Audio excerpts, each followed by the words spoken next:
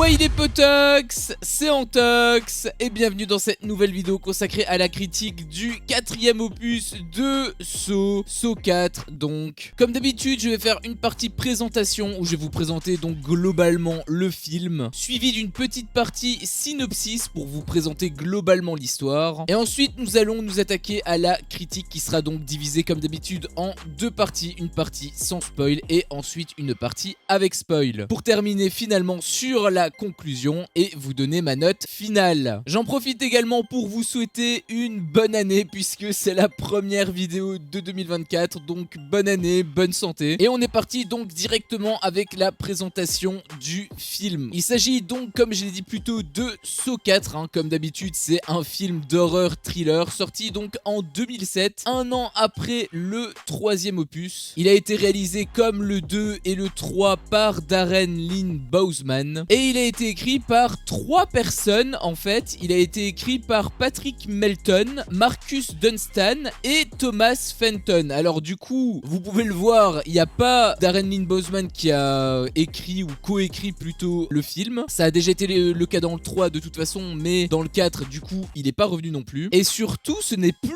Leigh Whannell qui est au scénario. Leigh Whannell, il a complètement disparu du coup de la saga, alors qu'à la base, c'est son idée quand même. Pour info, les 3 nouveaux scénaristes, je les connais pas spécialement plus que ça. Enfin, Patrick Melton a notamment travaillé sur Fist 1, 2, 3, The Collector et les 4 derniers Saw après donc Saw 3, donc Saw 4, 5, 6 et 7. Marcus Dunstan a fait également la même chose que Patrick Melton, donc j'imagine qu'ils ont souvent collaboré ensemble. A noter que lui, il a quand même travaillé également sur Piranha 3DD. Et le dernier, Thomas Fenton, il a juste travaillé sur Saw 4. Donc vraiment, je les connais pas, à part bien sûr pour les Saw, je les connais absolument pas. Patrick Melton et Marcus Dunstan ont quand même écrit des films relativement connus, puisque les Fist, The Collector, ce sont quand même des films qui sont assez populaires, je vais dire, mais personnellement, je les ai jamais vus. Je sais même pas si ce sont des bons films ou pas. Au casting, nous avons toujours les mêmes acteurs habituels. Déjà, Tobin Bell dans le rôle de Jigsaw, Shawnee Smith qui est de retour en tant que Amanda Young, Angus McFadden et Bahar Soumer, encore une fois, je suis vraiment désolé pour ma prononciation, qui sont revenus donc dans leur rôle de Jeff et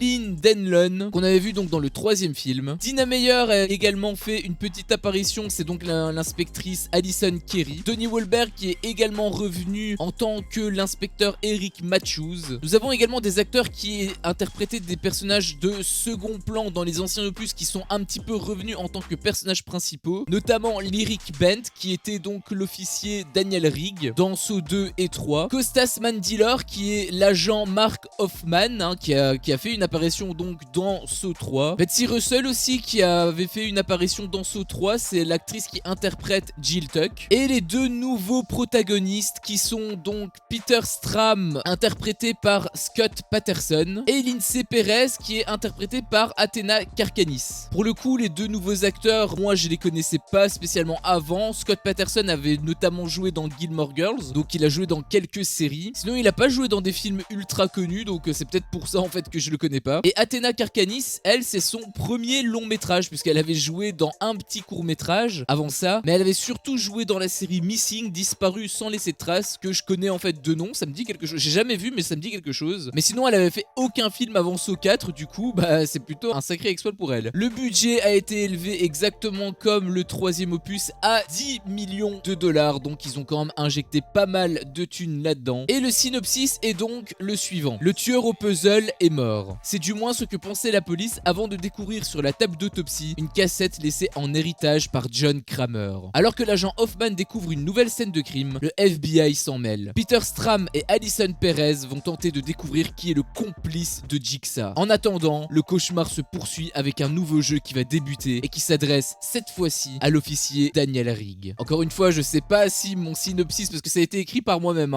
je sais pas s'il a été relativement efficace. En tout cas, je pense qu'il est assez synthétisé et plutôt fidèle donc au scénario du film. Et donc sans plus tarder, nous allons nous attaquer à la critique et on va commencer donc par la partie sans spoil.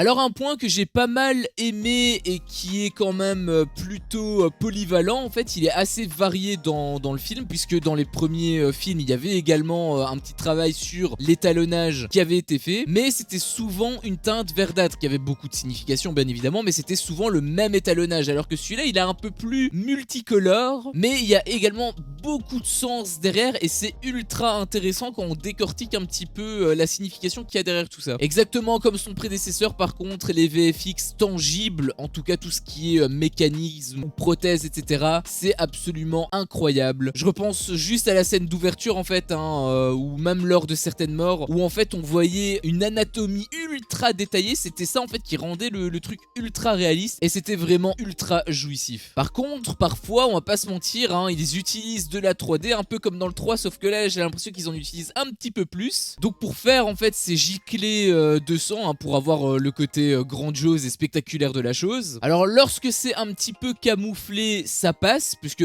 quand il y a des mouvements de caméra ou qu'il y a une teinte rouge par exemple, le sang ne se voit pas trop et donc l'incrustation non plus. Par contre quand ce sont des plans un peu plus posés et que la couleur elle est naturelle, bah là ça se voit quand même un petit peu plus. Et autant dans le 2 ou dans le 3 ils l'utilisaient de manière assez discrète, autant là on sent qu'ils veulent vraiment essayer de rendre le truc le plus gore possible, et le problème c'est que ça rend la chose un peu surréaliste quoi. Enfin les mouvements des giclées de sang sont réalistes, mais le fait qu'on voit que c'est une incrustation ça te sort un petit peu du truc. Aussi un autre point que j'ai mis un peu dans les neutres parce que c'était surtout 2 passages en fait, j'ai trouvé que justement sur ces 2 passages là le doublage était plutôt mauvais. Alors globalement ça reste bon, ça reste au minimum bon, voire très bon, mais il y a 2 petites répliques, je sais pas, ça m'a sorti un petit peu du truc, je me suis dit attends mais c'est pas normal ça. Et j'ai regardé d'ailleurs les versions originales, et les versions originales eux par contre ils ont vraiment un truc, on sent vraiment qu'il y a une émotion derrière et tout, alors que dans la version française on sent que c'était un peu bancal. Enfin ça m'avait un petit peu marqué quoi. Après voilà, je l'ai mis dans les points neutres parce que c'est vraiment 2 petites répliques sur l'intégralité du film, ça aurait été dommage de le mettre en point négatif juste pour ça quoi. La technique aussi elle est presque parfaite, parce que parfois quand même il y a quelques petits plans où ça clignote beaucoup comme un sapin de Noël. On est dans le thème en fait presque, mais bon ça peut parfois se justifier, pas toujours,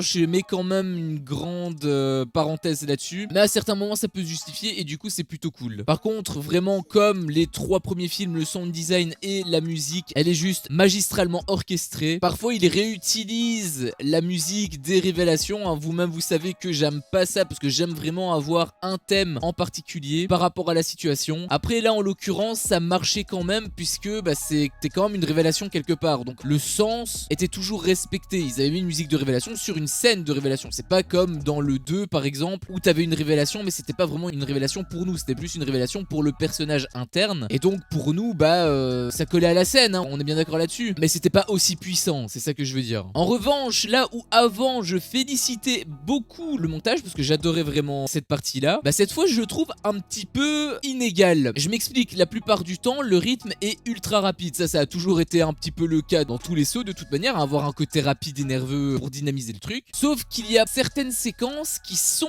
et injustement en plus, trop dynamiques, ce qui fait que ça donne en fait des impressions bizarres, certaines émotions qui ne sont pas passées en fait correctement, qui marchaient pas, et au final à force d'être habitué à ce rythme, limite j'ai trouvé que c'était quelque part un petit peu lassant, un petit peu comme le film Oppenheimer, je sais pas si vous l'avez vu, mais c'est une sorte de biopic qui se veut être ultra dynamique pour justement essayer d'intéresser les gens etc, ce qui marche en fait dans le rythme et tout, sauf que avoir 3 heures de film comme ça, à la fin en fait limite tu te fais chier quoi. Alors c'est pas aussi abusé avec Saw 4, on est bien d'accord là-dessus, mais quand même le fait que toutes les scènes, absolument toutes, peu importe le contexte, soient montées un petit peu de la même manière, j'ai trouvé ça vraiment dommage. Alors que dans les 3 premiers parfois ça prenait son temps etc, et en fait on voyait le film de base quoi, c'était ultra fluide. Et en fait je trouve ça extrêmement dommage car il y a d'excellentes idées de montage, notamment forcément c'est le truc qui m'a marqué, le fait que la police se rapproche de plus en plus de leur but. Et ça le montage gère très bien ce rythme là, mais du coup je trouve que c'est vraiment bête de l'avoir gâché avec un rythme qui est ultra dynamique parfois pour rien. La réalisation par contre elle est extrêmement intéressante, il y a des plans, des mouvements de caméra qui sont très pertinents, bref c'est un peu comme les 2 premiers films de Darren Lynn Bousman. J'avoue que j'aime énormément ce réalisateur là. Le scénario est admirablement bien écrit, en tout cas en très grande partie. C'est vraiment une pièce du puzzle qui s'intègre parfaitement, en tout cas presque parfaitement, à la saga. On a beaucoup d'infos également sur certaines choses qui avaient été placées dans le 3 et qui sont restées un petit peu en suspens. D'ailleurs, quand on voit le 3 seul, on a cette impression un petit peu de trop sur ces éléments-là, alors que justement quand on voit le 4, le puzzle s'assemble. Donc ça, c'était plutôt une erreur en fait que le troisième film avait fait, que ce film-là répare. Par contre, il y a quelques petits problèmes de continuité. Alors ce sont des détails en fait, qui s'apparentent même plus à des faux raccords que vraiment à des problèmes d'histoire. En revanche, il y a une très grosse incohérence à un moment donné dans le film que là par contre je ne pardonne absolument pas. Ça a été placé dans les 3 premiers films certains éléments que nous du coup spectateurs connaissons. Sauf que les personnages qui sont dans le film ne sont pas censés avoir ces infos là. Et donc quand ils sortent les infos là et que ça sort un petit peu de nulle part en fait finalement, nous forcément ça sort pas de nulle part parce que nous on le sait, mais comment est-ce que eux le savent? Et ça c'est absolument pas normal. Bon, hormis ça, le scénario comme j'ai dit est quand même très bien écrit et il y a des thèmes qui sont abordés qui sont très pertinents que j'ai beaucoup aimé. C'est d'ailleurs le reproche qu'on peut faire sur les 3, enfin les 2 plutôt sauts d'après, puisque on sortait progressivement dans le 2, ça s'était pas trop vu, mais dans le 3 on voyait vraiment qu'on sortait un petit peu, voire même complètement en fait, du cadre du justicier que incarnait John Kramer. Après ça c'est un point que je peux pas vraiment mettre dans les points négatifs, je le mettrais plutôt même dans les points neutres, parce que ça s'explique par le fait que ce n'est tout simplement plus la même personne qui est derrière l'identité du tueur au puzzle. Là où avant c'était John Kramer, là ce n'est plus du tout forcément le même gars. Et la révélation finale qui montait un petit peu crescendo et qui était extrêmement efficace, ce que je reprochais beaucoup en fait au 3, c'était la surenchère, mais c'était surtout le fait que les 2 révélations soient séparées. Il y a 2 révélations qui n'ont absolument aucun rapport l'un avec l'autre, et je trouvais que ça cassait le rythme en fait dans les révélations, ce qui donnait justement cette impression de 2 révélations différentes, d'où cette impression également de surenchère qui atténue au final les révélations précédentes au fur et à mesure que d'autres révélations en fait soient révélées. Mais là au contraire, tout est parfaitement lié, tout est parfaitement logique, et c'est amené d'une telle manière à ce que justement la sauce monte progressivement jusqu'à la finalité, et surtout tout s'emboîte parfaitement. D'un point de vue rythme, c'est beaucoup plus fluide que dans le 3.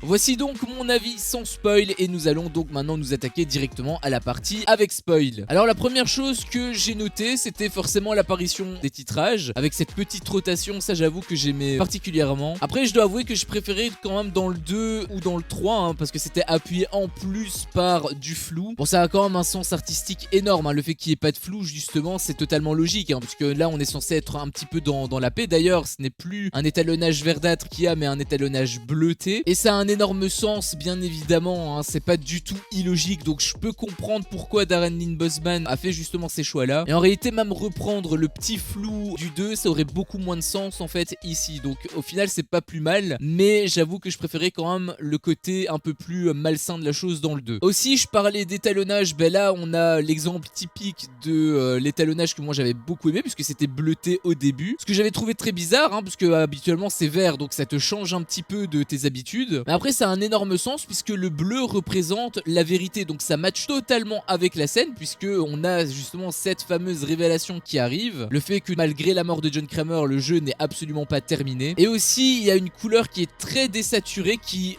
symbolise quelque part un petit peu la mort, le fait que ce soit un petit peu en noir et blanc, c'est pas totalement noir et blanc, parce qu'on voit des petites couleurs à gauche à droite, mais c'est très léger, et ça symbolise vraiment à merveille je trouve la mort, sauf justement une couleur qui était un petit peu poussée à l'extrême, c'était le rouge, qui faisait sortir énormément le sang, un petit peu comme Sin City si vous avez déjà vu le film, et du coup j'avoue que ça j'avais beaucoup aimé. D'ailleurs les VFX sont absolument incroyables dans cette scène, ils ont reconstruit le corps humain de John Kramer, bon pas parfaitement puisque c'était surtout le buste et le crâne, je pense qu'ils ont surtout utilisé c'est un mannequin, ils ont probablement mis plein de prothèses etc, mais vraiment c'était tellement surchargé en détails qu'on aurait vraiment dit que c'était réel en fait, on aurait vraiment dit que c'était un être humain quoi, il avait vraiment tout qui a été reproduit, la boîte crânienne, les organes, la peau, même les muscles, bref c'était absolument magnifique. Bon comme je l'avais dit plus tôt, il y a une réutilisation de la musique des révélations, après là je l'ai mis encore une fois dans les points neutres parce que ça match quand même assez bien avec la scène, puisque c'est une scène de révélation, même si c'est la première scène c'est une révélation quand même. Aussi j'ai trouvé quand même le doublage comme j'avais dit un petit peu bizarre par moment, enfin surtout en VF en fait, pas vraiment en VO. Oh putain,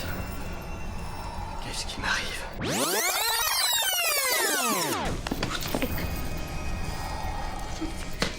Je trouvais que ça manquait un petit peu d'émotion. Je sais pas, peut-être que le doubleur était débutant ou peut-être qu'il était pas impliqué, j'en sais rien. Mais je l'ai trouvé vraiment en dessous des autres doubleurs en fait. Par exemple, la voix de Stram, je la déteste. Hein, en français, vraiment, je trouve qu'elle colle pas trop au personnage, en tout cas à l'acteur. Qu'est-ce que c'est? La clé qui accompagnait le dernier message du lieutenant Kerry. Ouvrez la porte et vous me trouverez. Ça vous dit quelque chose? Non.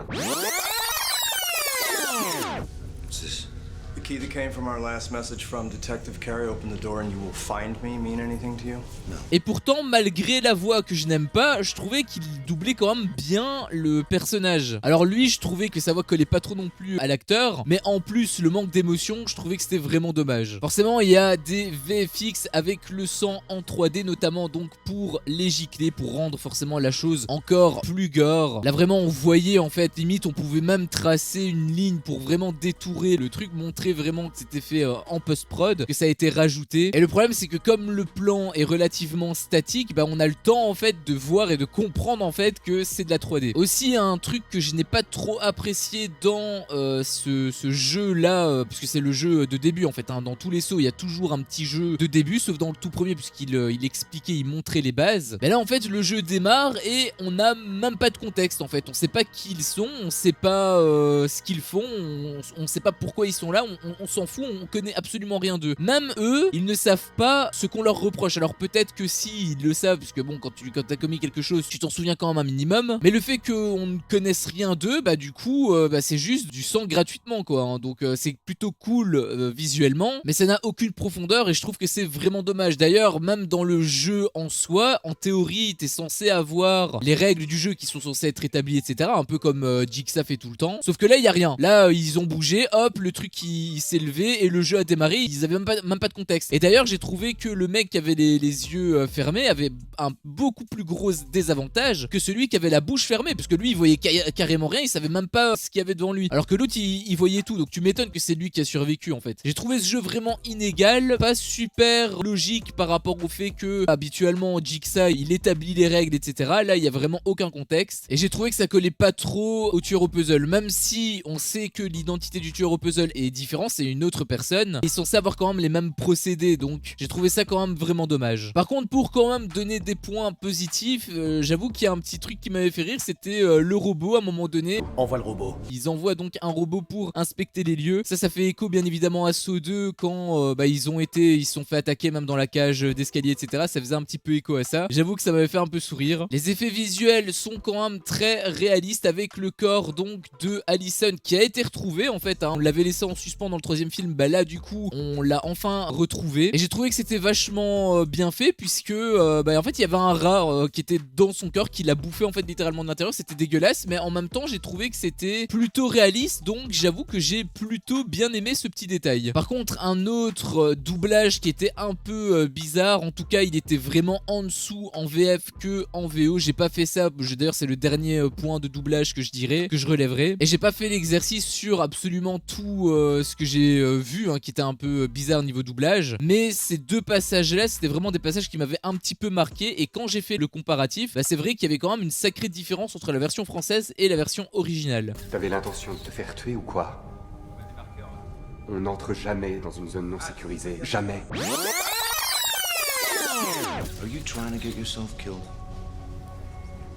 You know never to go through an unsecured door ever. Je la trouve pas aussi mauvaise que le premier passage, hein, avec le gars qui a les yeux fermés, puisque là la voix colle quand même un minimum je trouve au personnage, et par la suite d'ailleurs les émotions qui sont injectées marchent, mais sur ce passage là précisément j'avoue que c'était quand même un petit peu bizarre, je savais même pas réellement si ça marchait ou pas, tu vois, j'étais un petit peu en demi-teinte. Bon par contre quand j'ai fait la comparaison avec la version anglaise, là il n'y avait pas de débat, la version anglaise était nettement supérieure. Et par contre un point que je ne pardonne absolument pas, c'est l'énorme incohérence qu'ils ont eux-mêmes d'ailleurs établie. Comment est-ce que le FBI sait que Amanda Young est dans le coup, ou même la police, comment ils savent que Amanda Young est dans le coup? Ils ne sont pas censés savoir que Amanda Young est la complice de Jigsaw. Je veux dire, tu peux voir par rapport à la fin du 3 que Amanda Young est avec John Kramer, donc tu pourrais te dire ok d'accord, Amanda est complice, on est bien d'accord là-dessus, sauf qu'à aucun moment ça n'a été montré ni même évoqué en fait, à aucun moment on on a vu ou entendu la police dire que voilà, ils ont déjà fouillé les lieux, etc. On sait même pas comment est-ce que finit John et Amanda. On a encore aucune info là-dessus. On est encore un petit peu en suspens par rapport à la fin du 3. Donc au moment où il dit ça m'a fait lever un sourcil en fait, et je me suis dit c'est impossible. C'est impossible que le FBI ou même la police n'ait cette information en fait. En revanche, j'ai bien aimé comment le personnage, donc il me semble que c'était Stram, relève justement que ça peut pas être Amanda en fait, puisque la corpulence d'Amanda ne coïncide pas avec le poids d'Allison. Allison elle est beaucoup plus lourde que Amanda, donc Amanda n'aurait pas pu la transporter et l'attacher, donc elle a forcément été aidée. J'ai positionné, je suis vraiment désolé. Et que donc il y a un troisième personnage derrière tout ça, et c'est un petit peu ça même le cœur du film, et ça j'avoue que j'ai plutôt apprécié. Un autre truc que j'ai apprécié, mais c'est un petit peu la marque de fabrique de ce réalisateur là, c'est pour ça d'ailleurs que j'aime beaucoup, même si là je trouve qu'il abuse vraiment et que parfois ça devient un peu too much, hein. C'est très bien réalisé, hein, je dis pas, mais c'est juste que significativement c'est moins intéressant que dans le 2 ou le 3. Là on sent en fait qu'il a vraiment de l'abus derrière tout ça, et je trouve que ça atténue au fur et à mesure, mais en tout cas cette première transition là j'ai beaucoup aimé, donc ce sont forcément des transitions qui sont très intéressantes. Elles se font totalement avec la scène précédente. Après, contrairement aux deux premiers films donc de ce réalisateur là, donc Saw 2 et Saw 3, là il utilise en fait des volets invisibles qui font en fait que c'est un peu moins fluide que d'habitude. Par exemple, quand Rig met sa veste et qu'il utilise ça comme transition, bah en fait sur le plan de Rig ça marche, mais sur le plan de Hoffman, bah en fait il y a rien, c'est un élément qui est externe à la scène, et ça par contre je trouve ça un petit peu dommage. Il a aussi un screamer sympa et logique, hein, contrairement à Saw 2 que j'ai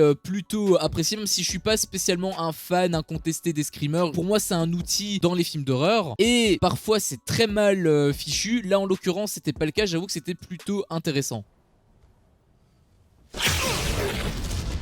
Aussi, tout se redécoupe avec Matthews, puisqu'on a toutes les infos nécessaires qu'on n'avait pas donc à la fin du 2, puisqu'on s'était laissé à la fin du 2 avec une sorte de cliffhanger, et au début du 3 avec une sorte de suspension. Pendant le film, on l'a vu sur un écran, mais on sait pas réellement ce qui se passe, ce qu'il fait, etc. On connaît rien. On se demande même justement ce qu'il fout là. Et en fait, ce film-là l'exploite totalement, et du coup, on découvre réellement tout ce qui se passe par rapport à ce personnage-là, tout ce qui s'est passé aussi depuis, et j'avoue que j'ai plutôt apprécié. Même si encore une fois on s'éloigne de l'idée du justicier qu'incarnait John Kramer, mais là on sait que c'est pas John Kramer, donc on peut dire que c'est logique. Par contre parfois il y a certains personnages qui ont des réactions un peu bizarres, notamment donc Rig qui se fait attaquer par une meuf qui a donc un gros couteau de boucher. Il lâche une réplique débile.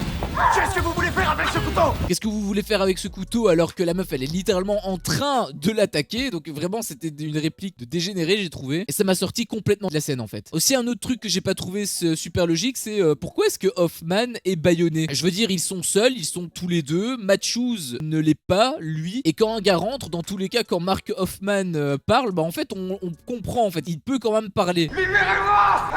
Vous m'entendez?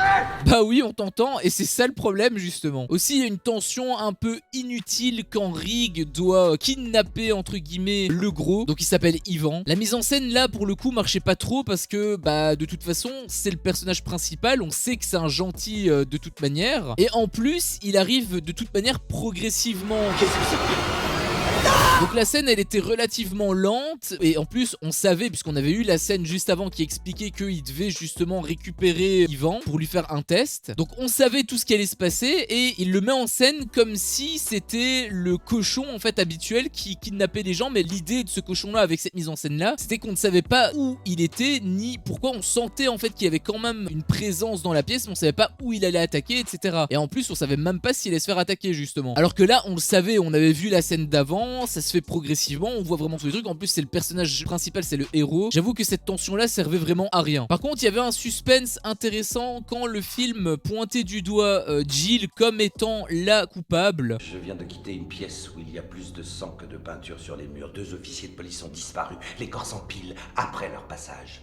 Et chaque nouveau détail que nous apprenons au cours de l'enquête sur votre psychopathe de mari vous accuse et vous désigne comme sa complice. Je suis très curieux de savoir pourquoi.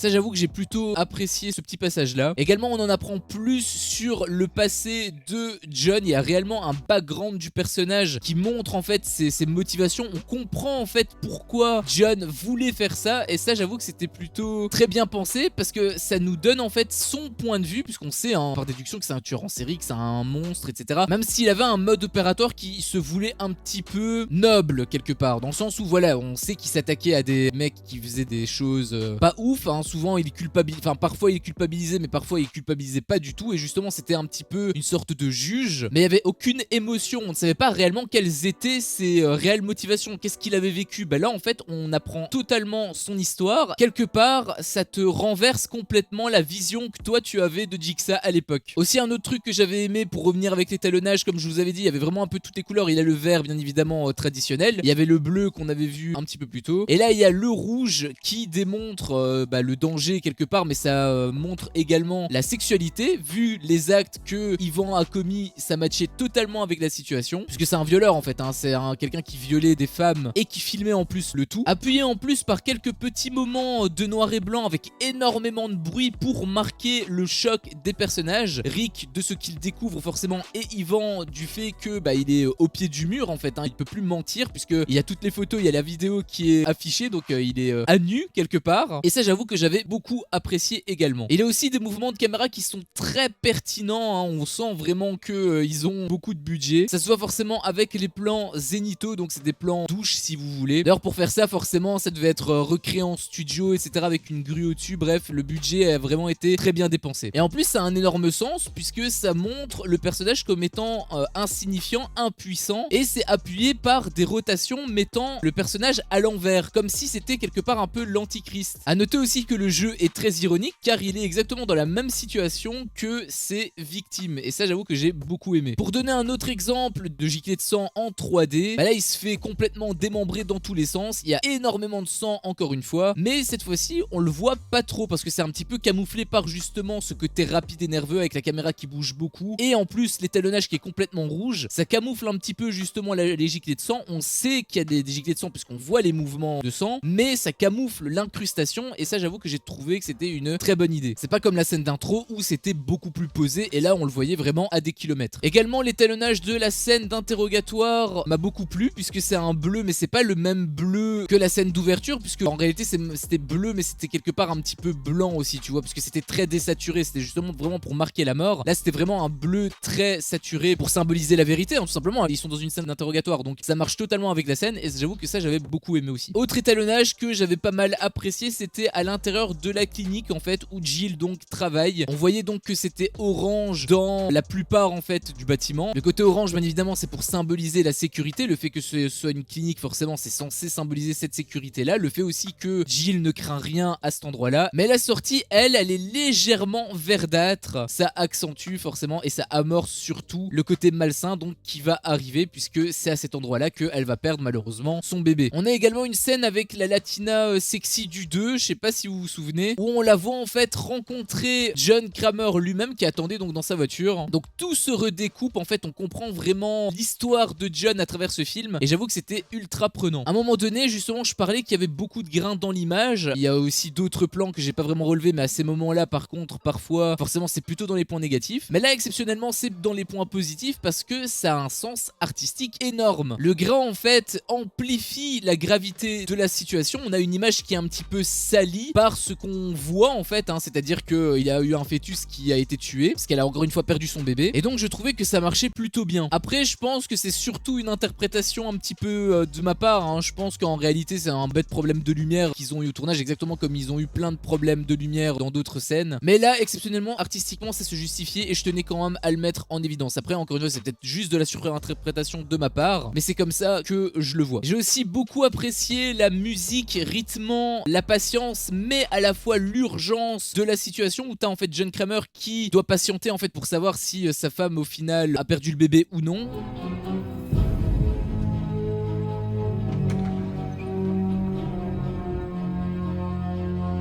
Mais en même temps il est pressé parce qu'il a vraiment envie de savoir. En plus appuyé par la montre que nous voyons pour indiquer donc que son temps est compté, et ensuite montrer l'évolution du personnage, le fait que John ait compris quelque chose et que c'est cette chose qui l'a fait basculer dans le meurtre. C'est à eux de se prendre en main.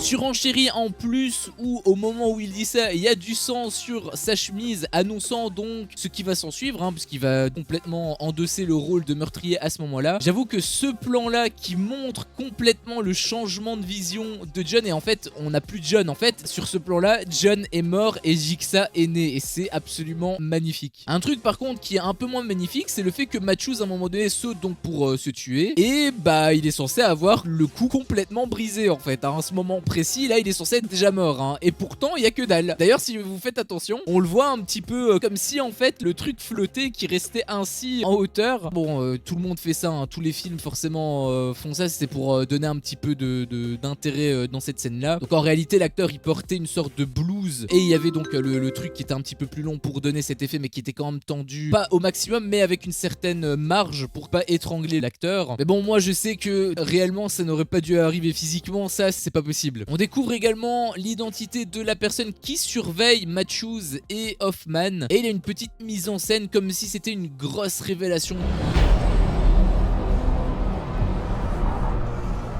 Alors qu'on le voyait en fait pour la deuxième fois. Et encore, sa première apparition c'était le tout premier jeu là que j'avais gueulé au début, c'était en fait le gars qui avait la bouche collée. D'ailleurs c'est pour ça qu'il avait une cicatrice sur la joue, mais moi je l'avais même pas reconnu en fait, avec son bonnet et tout, je l'avais même pas reconnu, il a pas du tout le même accoutrement. Mais bref, son apparition était trop insignifiante pour pointer du doigt à ce point et en faire une révélation en plus de l'identité de ce personnage là. Il aurait fallu plus le développer que ça si on voulait que la révélation marchait quoi. Faire une révélation sur une apparition aussi anecdotique, j'ai trouvé ça un petit peu disproportionné. Il y a plusieurs thèmes qui sont assez intéressants, j'avais notamment parlé par rapport à Ivan où donc c'était le viol, et il y a aussi la violence conjugale avec le mari et la femme. Il y a même aussi un petit peu de la maltraitance sur des enfants, parce qu'il y avait donc la fille qui était battue par son père, et donc j'avoue que j'ai beaucoup apprécié la scène où ils sont tous les deux liés, et en fait c'est la femme, c'est ce que symbolise en tout cas la scène, hein, le fait qu'elle s'arrache elle-même au détriment donc de son mari qui va mourir, les barres qu'elle a dans le corps, c'est symbolique en fait. Elle s'émancipe en fait de son mari, et j'ai trouvé ça ultra puissant, et j'avoue que j'ai beaucoup apprécié ce passage là. La réalisation d'ailleurs elle est très bien faite, hein, puisque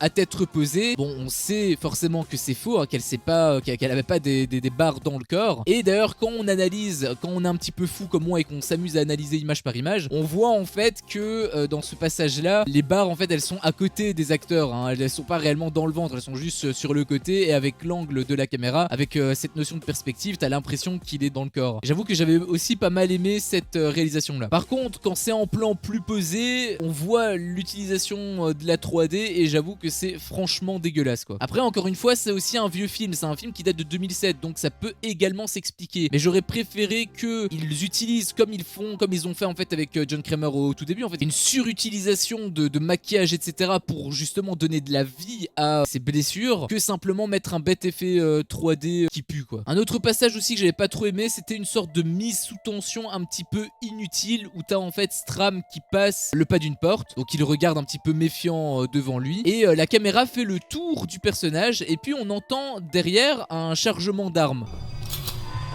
Donc là tu te dis peut-être oh il se fait attaquer ou quoi, sauf que l'enchaînement fait que bah ça marche pas, puisque il regarde Eric Grave, arme braquée forcément devant lui, et en fait bah c'était juste sa coéquipière, mais ça marche pas du tout, puisque la scène juste avant on voyait justement qu'il était avec sa coéquipière et ils sont toujours dans le même bâtiment. Ça y est, j'ai une adresse. Et c'est quoi l'adresse? Ici, dans cet immeuble.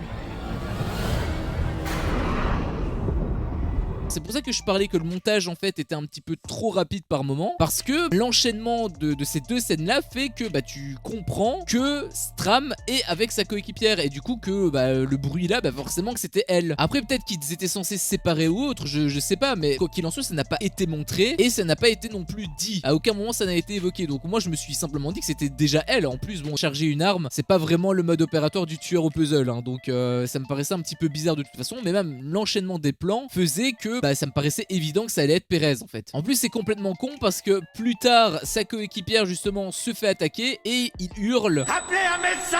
Forcément ils sont dans le même bâtiment donc t'as également les flics qui sont là, t'as d'autres collègues en fait qui sont là, donc je trouvais que c'était complètement stupide en fait cette réaction là. Pas la réaction où il demande de l'aide, la réaction où il se méfie en fait. Et je trouve que c'est ultra dommage en fait parce que il y a des idées de montage qui sont super intéressantes. Par exemple avec les différents jeux où au début tu as donc les jeux qui sont entrecoupés de scènes où la police fait des recherches en fait dans un premier temps. Donc on voit quelque part qu'ils ont du retard parce que Rig au moment où il sort, la police vient à peine de rentrer sur les lieux du crime. Et nous en plus on a eu le temps d'avoir l'explication de Matthews sur tout ce qui lui est arrivé etc. Donc ça rallonge d'autant plus le retard que la police a. Puis on ne voit même plus les phases de recherche de la police et surtout les jeux s'enchaînent avec la police qui cette fois-ci est déjà sur les lieux du crime. Pour à la fin ne même plus avoir de séquence intermédiaire, t'as directement Stram et Rig qui passent à un endroit à quelques secondes d'intervalle comme s'ils se suivaient. Ça illustre donc que la police se rapproche du protagoniste. Bien évidemment c'est plus une sorte de jeu que le monteur a pour nous embrouiller parce que en réalité il est pas du tout à sa poursuite à lui, il est pas du tout en train de poursuivre Rig comme le montage pourrait nous laisser le croire, mais en fait il était en train de poursuivre Jeff. Mais quand même cette idée de montage, j'avoue que c'était ultra intéressant en fait. Et c'est ça qui me rend fou en fait avec le montage, parce que t'as des idées de montage qui sont comme ça et d'un autre côté t'as des idées de montage comme ce que je vais vous dire maintenant. T'as Perez donc qui meurt, donc la coéquipière de Stram, et il doit annoncer la nouvelle à sa mère. Et là le rythme se veut être une révélation alors que ce n'en est pas une en fait hein, car on le sait de toute manière.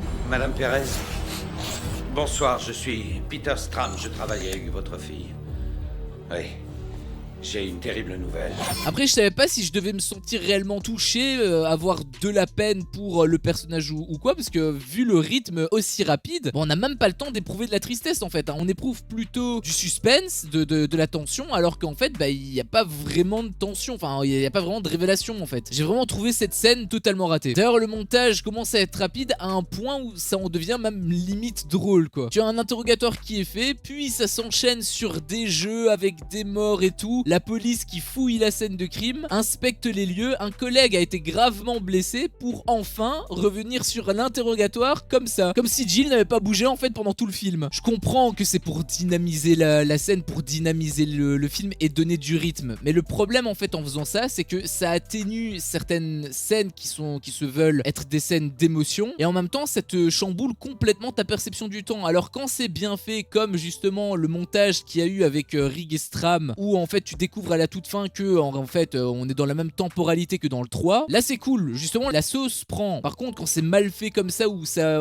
devient limite un effet comique, j'avoue que c'est pas ouf quoi. Et encore une fois c'est vraiment dommage parce qu'il y a d'autres idées en fait hein, que ça par rapport au montage. Je peux vous en donner encore un exemple. Lorsque John joue avec l'assassin de son enfant, il lui explique donc l'injustice de la vie. On peut voler sans être pris. On peut mener une belle vie. Certains mentent, trichent et sont élus. D'autres s'arrêtent pour aider un motard blessé et se font écraser par un smirmorque. En fait, il n'y a pas de règle. Et quand il termine son speech, il lui demande donc s'il a compris, ce qu'il répond: Non. Si.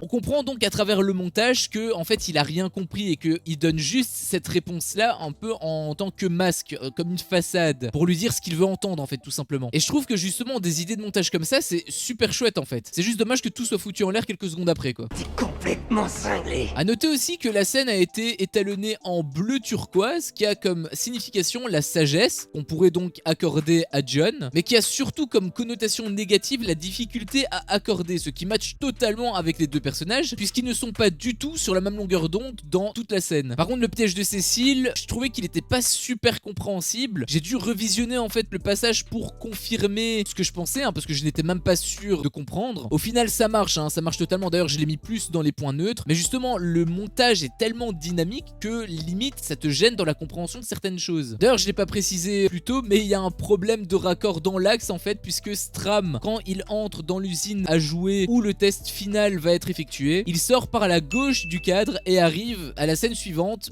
par la gauche également. Ce qui est un peu dommage parce qu'en réalité tu l'aurais mis de l'autre côté, il serait arrivé par là, ça aurait marché tout pareil, tu vois. Aussi un autre point que j'aurais pu accorder dans les points positifs parce que quelque part c'est une évolution quand même en soi, mais c'est pas encore parfait donc j'ai préféré le mettre en point neutre. C'est le troisième personnage donc qui est avec Matthews et Hoffman quand il ôte sa veste et donc on découvre qu'il est également une victime puisqu'il a un mécanisme derrière lui qui veut le tuer en fait tout simplement. Cette révélation est appuyée par un slow motion comme on a l'habitude d'en voir, sauf que là c'est beaucoup plus fluide quand même, c'est beaucoup moins saccadé et j'avoue que c'était plutôt sympa de voir une petite évolution comme ça. Je peux pas le mettre dans les points positifs parce que je trouve que c'est pas assez fluide et que c'est saccade quand même encore un petit peu, mais le fait qu'il y ait une amélioration comme ça c'est quand même à leur mettre à leur crédit. C'est un point neutre qui penche quand même un peu plus dans le point positif. Et enfin la révélation finale où il y a plusieurs révélations mais qui sont montrées de manière un peu crescendo. On comprend donc dans un premier temps la morale du test donc de Rig. Ça c'était un petit peu léger parce que nous quelque part on le savait un petit peu d'un point de vue extérieur. Mais ensuite quand on découvre que c'est Hoffman,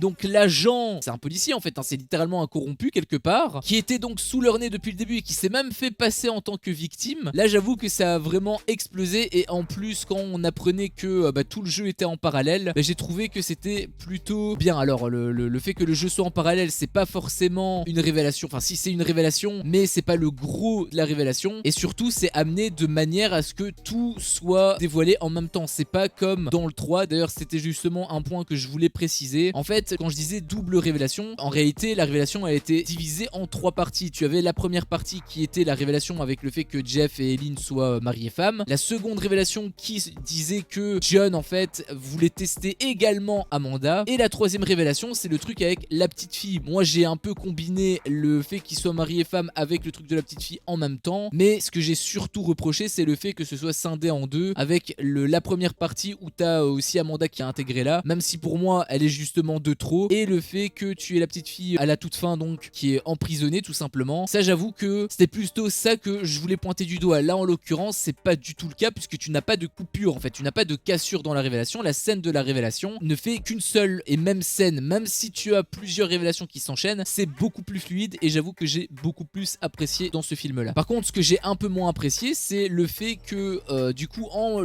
créant cette histoire un petit peu parallèle, l'idée elle était très très bonne, d'ailleurs c'est très bien fait de manière générale, sauf que ça crée quand même quelques petits problèmes. Alors ça s'apparente plus à des faux raccords, en fait j'en ai relevé deux. Quand Stram avance vers la pièce donc qui est censée être scellée, John donc fait un petit peu son speech à Jeff et ensuite il enchaîne avec et c'est exactement la même voix, alors que cette réplique à la base c'est censé être Jeff qui l'a dit, donc j'ai trouvé que c'était un petit peu bizarre. Pourquoi est-ce que c'est pas le doubleur? Alors après c'est peut-être au doublage que ça a foiré, mais le fait que c'est la même voix c'était un peu bizarre en fait. Et ensuite le deuxième faux raccord c'est un faux raccord qui est un peu en demi-teinte également. Techniquement si c'est pas montré ça veut dire que ça n'a pas existé, et là c'est un élément quand même clé donc c'est quand même assez important. Stram n'entend pas l'explosion.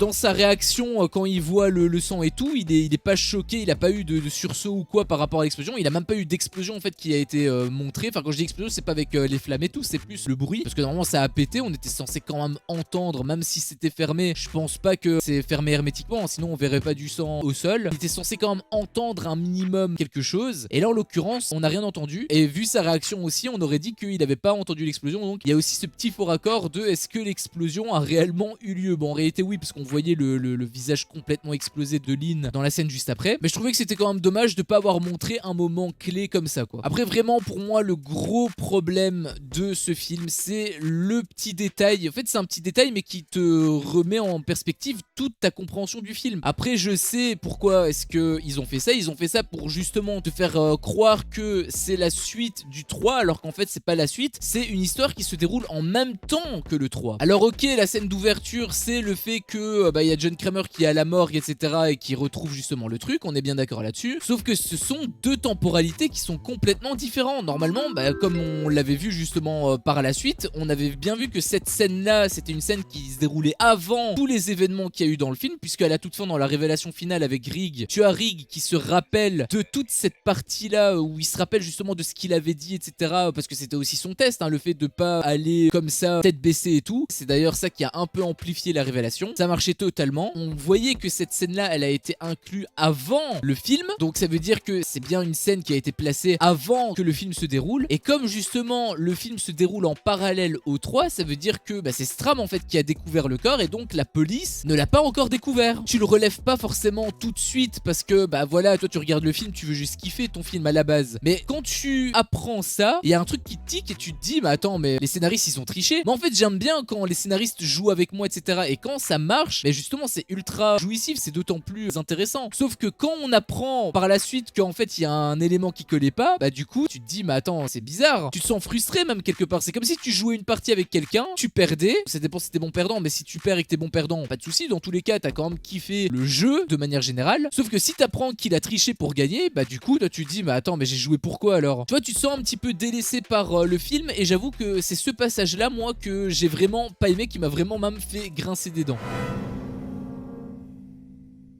Voici donc mon avis sur ce film. Concrètement, qu'est-ce que j'en ai pensé? Déjà on peut quand même relever un véritable travail d'écriture qui est vraiment indéniablement très bien fait, en tout cas en très très grande partie. Le fait de justement tout faire coller par rapport à certains détails qu'on voyait dans les films précédents, le fait que voilà, t'avais justement Allison qui était tuée avec sa cage thoracique et qui avait été justement laissée un peu là comme ça, le fait que t'avais une petite apparition de Eric Matthews à travers un écran, plus tout le côté background du personnage avec John Kramer, ses motivations, etc. Plus également tout le jeu en fait qui se déroule, parce qu'en plus t'as des thèmes aussi qui sont abordés et tout. Et tout ça, le faire tenir en 1h30, j'avoue que c'était extrêmement bien fait de leur part. Même si parfois ça soulève quelques petits faux raccords, après ça c'est pas vraiment grave en soi. Moi ce qui me pose surtout problème c'est la grosse incohérence par rapport au film, le fait que certains personnages aient des infos qu'ils sont pas censés avoir. Au début quand tu regardes le film, tu te dis peut-être que ils ont fait telle action, peut-être, même si ça n'a pas été montré, c'est pas censé être acquis, normalement c'est quand même censé être un problème. Mais tu peux te dire ok, peut-être qu'ils ont déjà découvert des trucs, ce qui s'est passé avec la fin du 3. Mais en réalité pas du tout, puisque avec la révélation de fin,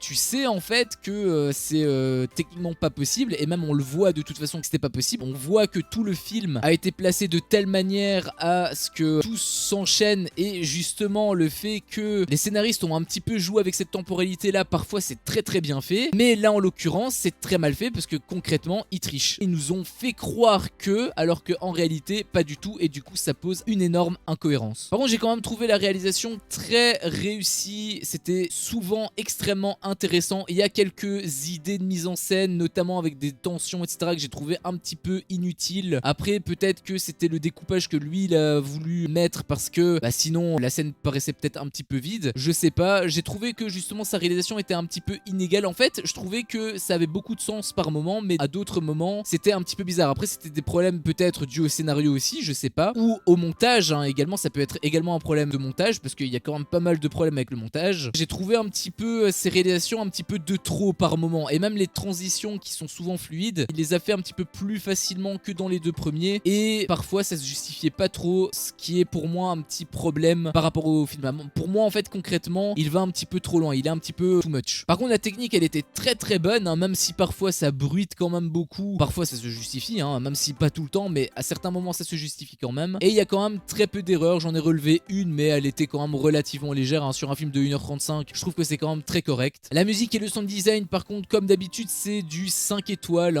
peut-être 4,9 étoiles, avec le fait qu'il réutilise un petit peu la musique des révélations. Voilà, je suis un petit peu chiant, je chipote un petit peu pour rien, parce que là pour le coup ça marche quand même avec la situation. observation, mais j'avoue que moi j'aime vraiment avoir enfin là en l'occurrence il préfère utiliser des thèmes. Après là la saga commence à monter un petit peu en hype et à cette époque là je veux dire, et ça commence un petit peu à s'intégrer comme blockbuster, donc c'est peut-être pas pour rien qu'il réutilise justement des sortes de thèmes comme ça. Après voilà, au vu du contexte ça marche quand même bien, donc au final ça passe. Et avec le montage je suis en demi-teinte, il a d'excellentes idées de montage par moment, comme je vous l'avais expliqué par rapport justement à la police ou autre, et d'autres moments où le côté dynamique gâche un petit peu tout, puisque ça gâche l'émotion en fait de la scène, ça gâche également la compréhension du film par moment, ça crée à certains moments des effets bizarres. En fait on sent qu'ils ont un petit peu surfé sur les trucs qui marchaient, qui ont un petit peu marqué les fans. T'as un montage dynamique et nerveux, la fameuse donc musique qui est maintenant ultra culte, les giclées de sang pour rendre vraiment les scènes ultra gore. On sent qu'ils ont vraiment tenté de maximiser leur chance en utilisant des choses que les fans ont aimées, sauf que cette surutilisation là fait que par moments moi ça m'a gavé et à certains moments ça m'a même carrément sorti du truc. Sinon la révélation finale était extrêmement efficace et elle s'est même un petit peu améliorée par rapport au 3, puisque là encore une fois ça a été mis de manière beaucoup plus fluide. En un seul bloc on n'a pas eu cette impression de cassure dans la révélation, ce qui fait que là c'était vraiment beaucoup plus efficace, en plus justement avec la sauce qui montait comme je disais progressivement. À la fin c'était ultra impactant, en fait le choc marchait et ça n'a pas impacté les autres révélations justement à côté, puisqu'on était quand même dans le truc, donc j'étais vraiment ultra content par rapport à ça. Par contre il y a certains petits problèmes, c'est très léger mais il y a certains passages qui ne collent pas trop, en tout cas pas totalement avec le troisième film, mais c'est encore une fois très minimaliste, c'est vraiment du détail en fait, puisque c'est plus des petits faux raccords comme ça, mais j'ai trouvé que c'était un petit peu dommage. Quand tu regardes le film comme ça